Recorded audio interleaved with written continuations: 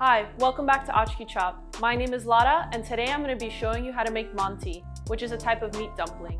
It can be served baked or boiled. Today I'm going to be showing you how to make the baked version. Let's get started.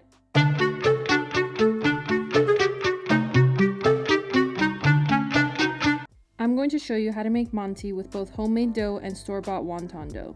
Let's start with the homemade dough. This recipe calls for 2 cups of flour. We will begin by putting most of that into our large mixing bowl. This way, we have control of the amount of flour used, which differs depending on the weather and humidity in your environment. Then, add 1 3/4 teaspoons of salt, add 2/3 cups of water, and start by mixing with a spoon. Once the mixture begins coming together, turn it out onto your clean, floured work surface and begin kneading.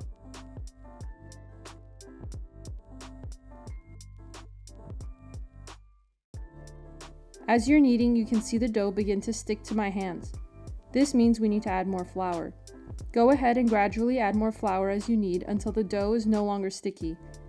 This took me about 10 minutes.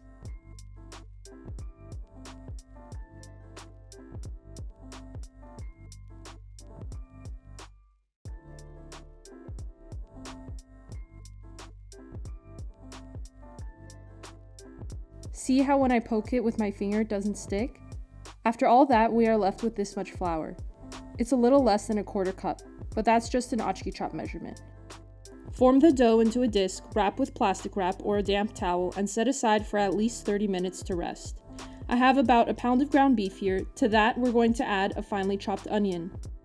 I'm using a food processor to save time, but you can certainly just chop the onion with a knife. Same goes for 2 cloves of garlic. Roughly chop it before adding to the processor for even pieces.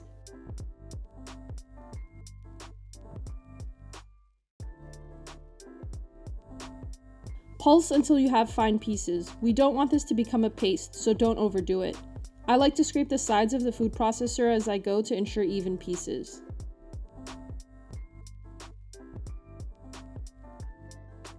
Add the onion and garlic mixture to the bowl with the ground meat and add 1 1/2 teaspoons of salt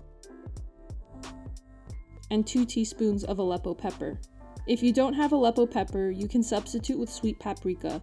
Then begin mixing with your bare hands. Just kidding, I like to use gloves. It just prevents anything getting stuck under your nails.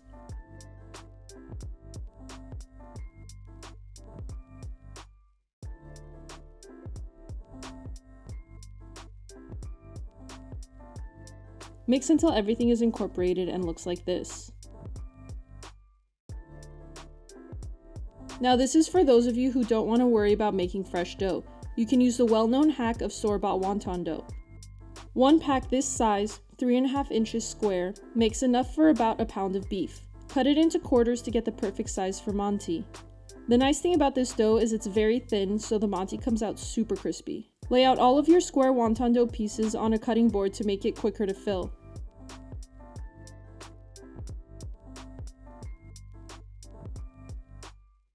Cover any excess with a damp paper towel so that the dough doesn't dry out.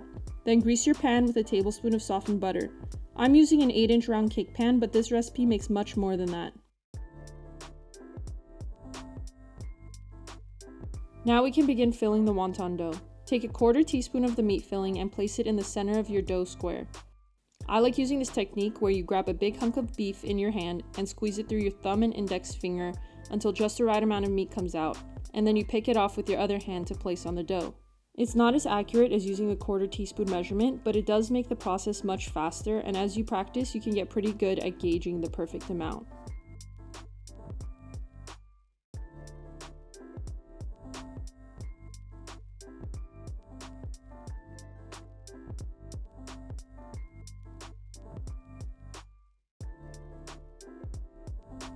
Now it's time to seal the Manti. Dip your finger in a bowl of cold water and paint it onto 2 opposing edges of the dough. Bring the dough together and pinch to create your little Manti boats. Repeat that process until you're done. It can be time consuming to do this, but it's the perfect recipe to get the whole family, even the kids, involved.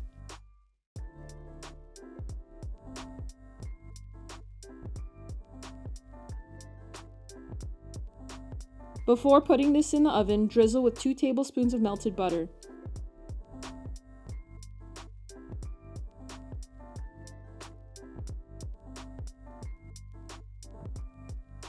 Place in the oven preheated to 400 degrees Fahrenheit and bake for 30 to 40 minutes.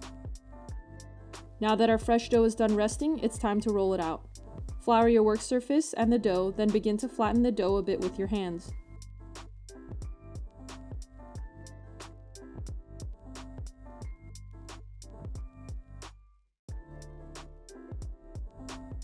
Now start rolling the dough out with a rolling pin. You want to try and get it as thin as you can. Take your time and be gentle. You want the dough to roll out evenly. If you try to rush it, you'll likely end up with high and low spots in the dough.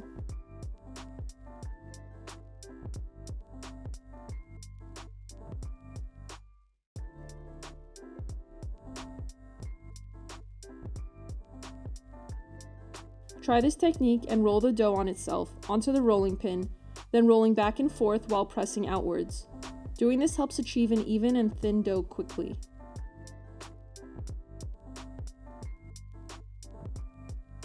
Keep going until you're happy with the thickness. Then try to make it as square or rectangular as possible by rolling diagonally at the edges. But don't worry, it doesn't have to be perfect. I like to cut the edges to clean them up a bit.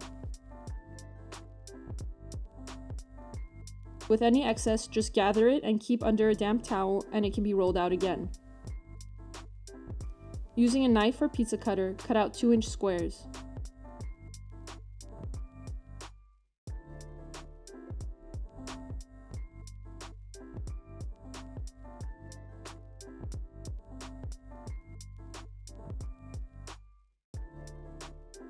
Prepare your pan the same as before with softened butter, spreading it all over.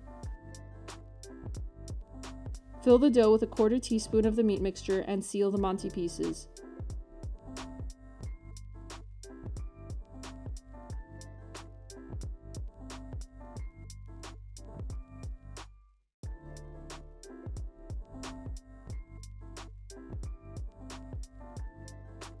You can see the dough is a little thicker than the wonton dough, but that's okay since it's homemade. I have to mention both dough options are delicious, and I don't really have a preference. The difference is that the wonton dough is lighter and crispier, while the homemade dough is great at absorbing the tomato sauce we are going to drizzle on top. Load up all the pieces in the pan and drizzle with some additional melted butter on top, and bake at 400 degrees Fahrenheit for 50 to 60 minutes. The homemade dough does take a bit longer to bake, so just keep that in mind. Manti is often enjoyed with garlic yogurt. To make this, it's as simple as grating a couple cloves of garlic into some yogurt. This gets better the longer it sits to marinate. Manti can also be served with a tomato sauce. To make it, add 4 cups of broth, I'm using chicken broth, to a pot. Then add 5 tablespoons tomato paste and whisk until dissolved.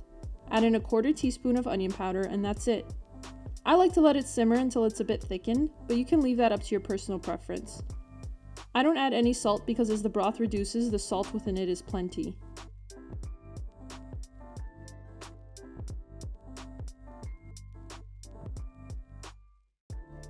You know the Manti is ready when it's golden brown like this.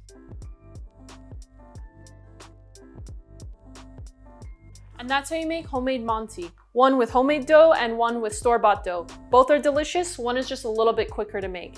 I really like to eat this just dipping it in some garlic yogurt, but the more traditional way is to drizzle the tomato sauce on top and then the garlic yogurt on top of that too. Both ways are super delicious, so whatever you decide to do, let us know in the comments below. Thanks for watching, I hope you enjoyed this video. Please don't forget to like, comment, and subscribe, and we'll see you next time.